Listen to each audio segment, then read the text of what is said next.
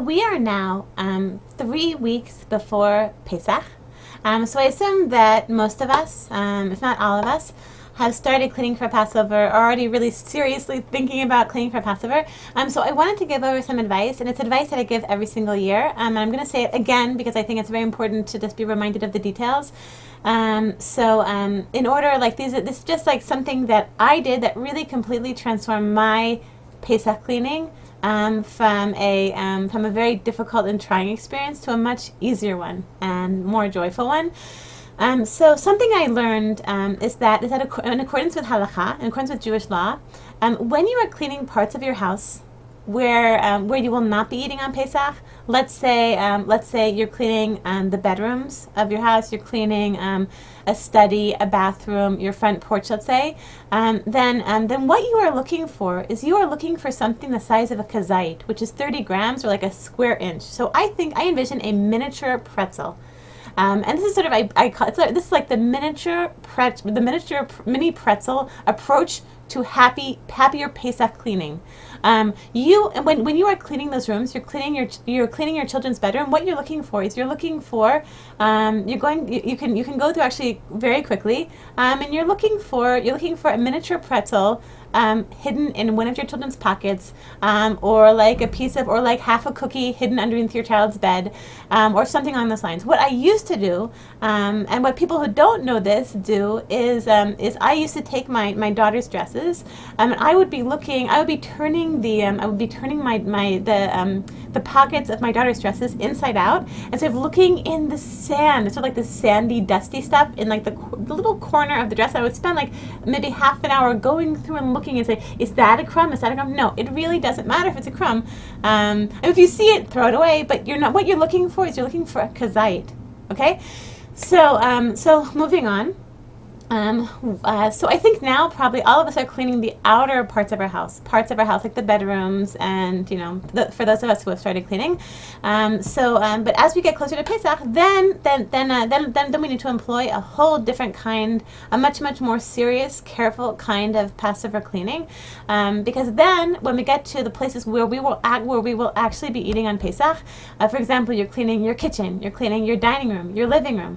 Then those places we're looking for the smallest mashu, the smallest even speck of chametz, okay? Because we can't even have contact between our food, between Pesach food, and even the smallest dust, the small speck of chametz. So then we really do need to clean it very carefully. But I want to tell you two ideas, two things from the Jewish law, which actually even make cleaning the kitchen and the living room, the dining room much easier. Okay. The first thing is that Rabbi Scheinberg Zatzal, the Yeshiva of Torah Or, very great rabbi if you haven't heard of him. So he said it along with many other people, that if there's something, that if you're going to be selling part of your house, let's say selling a closet to a non-Jew, then you don't need to clean the things you're going to put into that closet. You don't need to clean it all for chametz. Okay, so basically just you have your toaster oven that you're putting away. You don't need to clean it. You just shake it out, maybe shake out whatever into the trash, and then just put it away into the closet and forget about it. You don't have to do anything with it. The next thing is that when you're cleaning your kitchen, then oftentimes in your kitchen, then you'll find, like in the corner of a drawer or all over your house, in like different parts of your house, then you'll find something. You're like, wait, is this chametz or is it not chametz? Okay, you'll see something. Let's say there's sort of like, it looks sort of like breadcrumbs in the corner of a drawer. And either you can spend half an hour, and this is what I used to do. I used to spend half an hour just going out and trying to get it with like a Q-tip and a whatever, trying to get it. What you need to do is just you need to put on something like bleach or Ajax or something like that will render that chametz inedible. So that a dog would need it, let's say. And so you put some Ajax on it, and then you put some sturdy tape over it, and then you can forget about it. Like that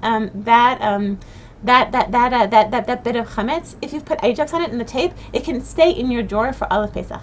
Okay, So I just want to say, like, another thing that I think is really important to keep in mind, is that when you are cleaning for Pesach, then I think probably inevitably there's going to be a point at which you're just like, you're getting burnt out and you're feeling like, I just can't do this anymore. Okay, you're taking. I have this tendency with Passover cleaning that like this morning I was going through my son's my baby Yaakov. I was going through his drawers. He has like sort of like a little plastic set of drawers. I was going through, and so then I took out some things. I was gonna put them away into like the store. I have like a storage closet for like clothing that's too small or too big. And I realized, like, I looked at the storage closet and I was like, this place is such a balagan. I have no idea what's going on here. I'm gonna take everything out, but I was like, no, I'm not gonna do that because I just know what's gonna happen. They'll take out all those bags and just get overwhelmed. It's gonna take me hours. But what I try to do is I try to, only clean when it's feeling fun to clean, when I'm feeling happy about cleaning, and when that stops. When I get dragged from one task to another, from that closet to that closet to that closet, and then this, time is passing, I'm getting tired, I'm getting worn out, I'm getting hungry. What I do is stop right then and do something to spoil myself. Do something that's fun. Like this morning, I was working. I was cleaning for Pesach, and then I thought, okay, I'm feeling really tired and worn out, and I went out for like a 20-minute walk, like a brisk walk, to get some exercise.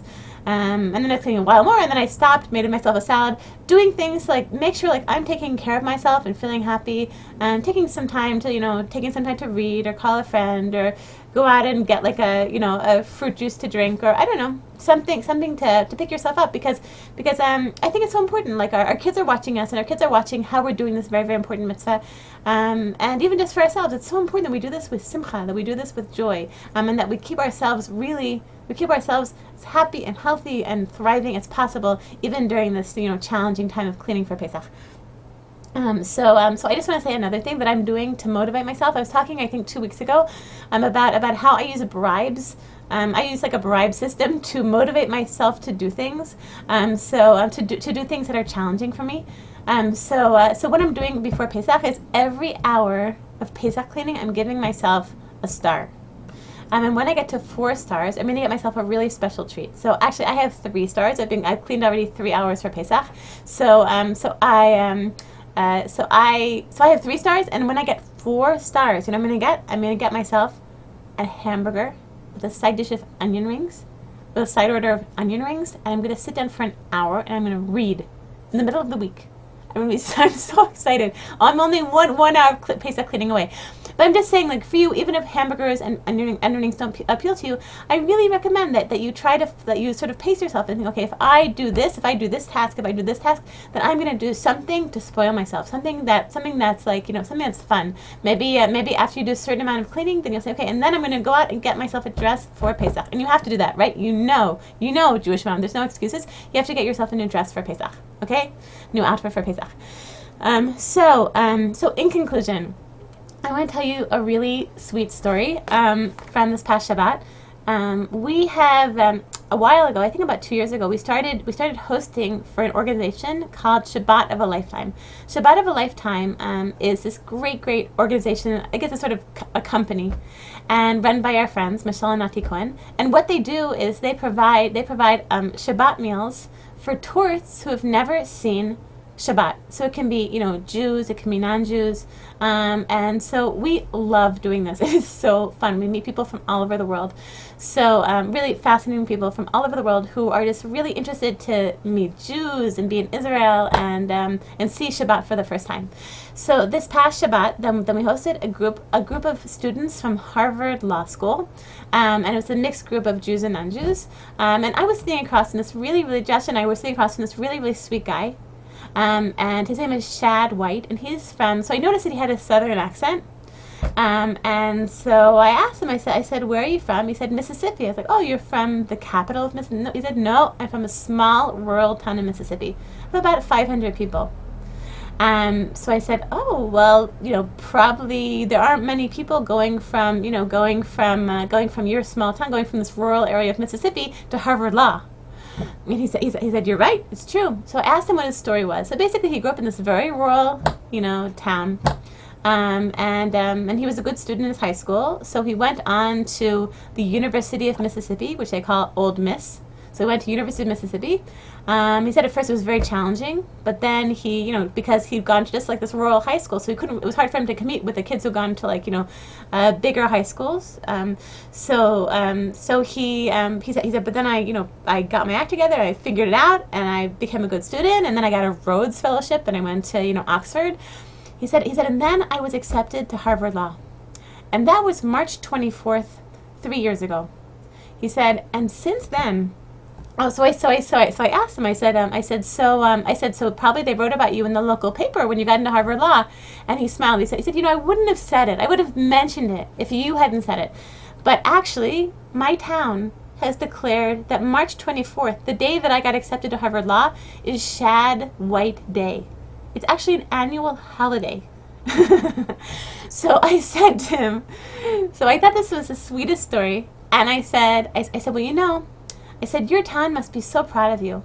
I said, and there's a Jewish word for the kind of pride and joy that your town feels for you. They're feeling nachas for you. I explained it's a mixture of happiness and pride that you feel for another person. And he said, he smiled. He said, oh. He said, it's good to know that a word exists to describe like how my parents and how my town feels for me, and the fact that I'm going to I went to Harvard Law. So I just want to say that I just feel like Hashem is getting so much pride from us Jewish moms. Hashem is getting so much nachas from us. Like as much as that small town in Mississippi is getting from Shad White, just think of how much nachas Hashem is getting from us. So think about it. Like even let's say there's some of us that clean more for Pesach. Some of us clean less for Pesach. Some of us have a lot of help from cleaning ladies or from older children or from like yeshiva students who come and like do a lot of the work. But really, like no matter how little work you do, I think Hashem is getting so much nachas from us because just look at all the Jews who just are not cleaning for Pesach, Jews who are not preparing for Pesach, Kamosha Tzarich this year. Think about like all the Jews who have assimilated and intermarried and who aren't keeping Jewish law. And us, look at us. Like we're in 2014. Like how many thousands of years ago was the Torah given, and we are still doing this. We are still observing God's will and keeping Passover. And it's not easy, and it's really not easy. We've got kids. We're all Jewish moms. We got a lot to do, and our houses are much bigger, and we got a lot more stuff and a lot more than we did 100 years ago. And still, we're doing it. We are giving so much, even like no matter how little cleaning you do. I think probably a lot of us are doing quite a bit of cleaning.